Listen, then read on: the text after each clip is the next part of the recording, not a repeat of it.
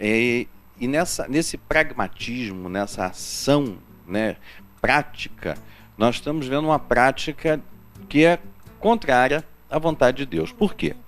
Hoje nós estamos vivenciando um evangelho, e a gente tem batido muito nessa tecla, um evangelho onde as pessoas têm aprendido que o importante é levar vantagem. Um evangelho onde o importante é o sucesso, não é o triunfo, mas é o sucesso. O sucesso passa, o triunfo permanece. Saiba disso. Nós estamos vivenciando uma época em que o certo está sendo trocado pelo errado, o errado pelo certo. Onde, como nós temos falado, estão relativando a palavra de Deus.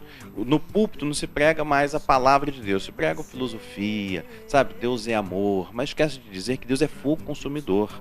Diz que não, Deus cobra a multidão de pecados. Sim, ele cobra a multidão de pecados, mas ele diz para aquela pessoa que peca, vai e não peques mais. Então, esse relativismo, ou seja, tiram do contexto bíblico o que lhe interessa, mas deixa a palavra de Deus o essencial, o completo, o que mostra uma transformação por completo. Não adianta nós fazermos e construirmos uma bela casa em cima da areia, porque vai vir a enxurrada, vai vir um vento, vai vir a chuva, os rios vão transbordar e a casa vai cair. Mas quando nós estamos fundamentados na palavra como um todo, como a real razão da nossa existência, como a firmeza, como a rocha da nossa fé, pode vir os ventos, podem vir as chuvas, podem vir as tempestades, os problemas, e nós vamos superar cada uma delas, porque nós estamos fundamentados numa fé sólida, num Deus que nos sustenta, porque a palavra de Deus nos mostra isso. Nesse pragmatismo que tem dominado as igrejas têm trocado o correto, o certo, pelo que dá certo. Então nós temos vivido uma época do evangelho funcional. Funciona, dá certo, então a gente faz. Exatamente isso. Quando o evangelho não é para ser vivido desta forma. O evangelho é exatamente para transformar e não para se conformar. Não para tomar a forma deste mundo, mas para transformar este mundo e o homem que está caído. E haver, então, uma mudança na sociedade. E esse pragmatismo ele tem sido muito perverso na igreja e na sociedade. E o pastor falou que as igrejas têm procurado muito números. Cuidado com esse crescimento. Existe uma diferença entre o crescimento. O crescimento ele é natural, ele é lento, ele vai demorar, ele vai amadurecer, ele vai ter seu tempo de colheita. Já quando uma igreja incha, é de repente, bum. Mas da mesma forma que inchou, você imagina a sua mão. Sua mão cresceu, você era pequenininho, tinha aquela mãozinha bonitinha, foi crescendo, levou tempo. Agora, bate com ela em algum lugar, ela vai inchar. De repente, ela vai ficar enorme, mas não é saudável. E é isso que nós temos vivido nesse evangelho funcional.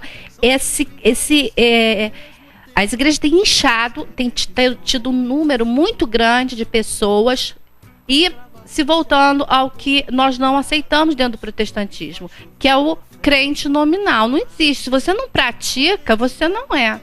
Dentro da fé, quem não pratica não é.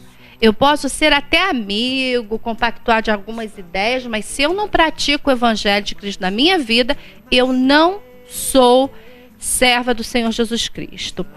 E nessas questões, pastor, a gente vê também que existe aqui a questão do consumismo. A gente tem vivido uma época de um evangelho muito consumista. Por exemplo, e eu não falo só do consumo de produtos, da mercantilização do evangelho, não, porque isso já está aí para todo mundo ver. Né? Se vende desde fita, a meia, a vassoura, a tudo.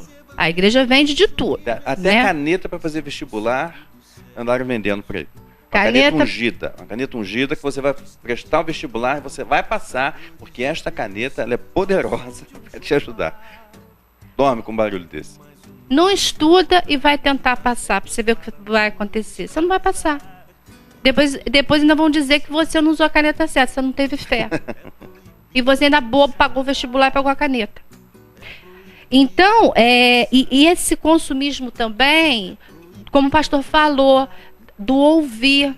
É como se dizia antigamente que o ser humano era uma tábula rasa. Ou seja, tudo era para acrescentar o ser humano. O ser humano anda muito passivo no receber. Ele recebe aquilo, ele quer tudo pronto, tudo mastigado, ele não quer pensar, é a preguiça mental que nós falamos no último programa.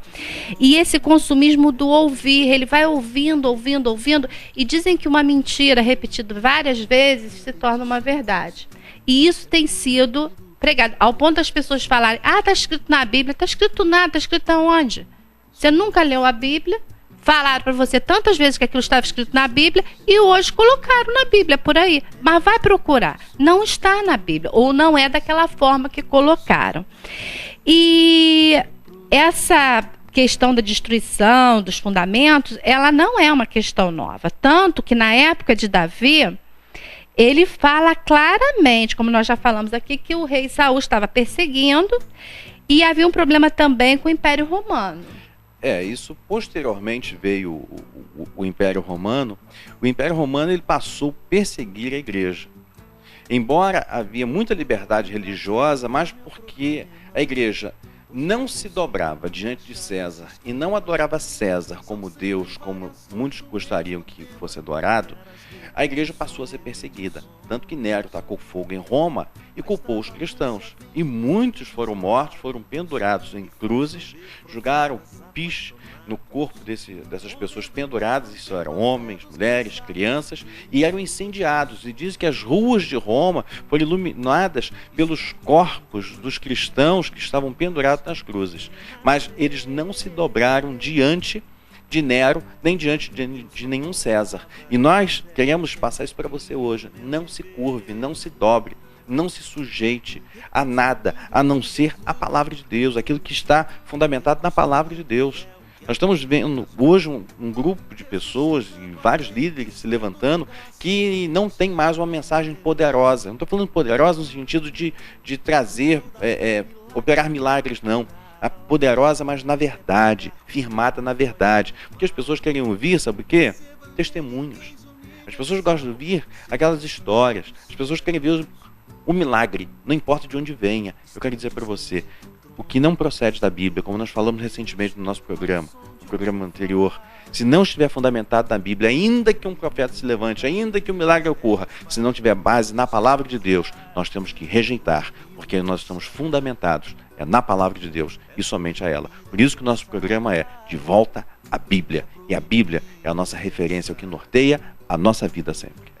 Tem pessoas que vivem do testemunho do outro. E se a gente observar na Bíblia, muitas das vezes quando Jesus operava um milagre, ele dizia, não conte, vá para a sua casa, ou vá para o templo, ele dizia muito isso, e adore.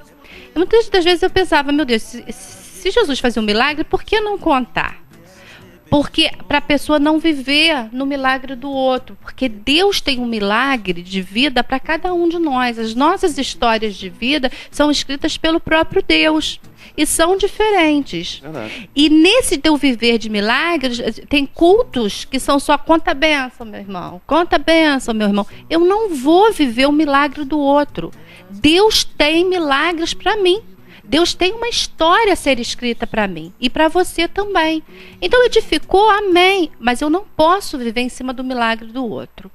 E a gente vê que no século XIX o liberalismo ele devastou o pensamento cristão, porque ele colocou no pensamento do ser humano que haviam erros, que a Bíblia não era infalível, e colocou em xeque a suficiência das Escrituras. Já no século XX veio a época do misticismo, e houve uma grande busca pela experiência, curas em várias áreas espirituais.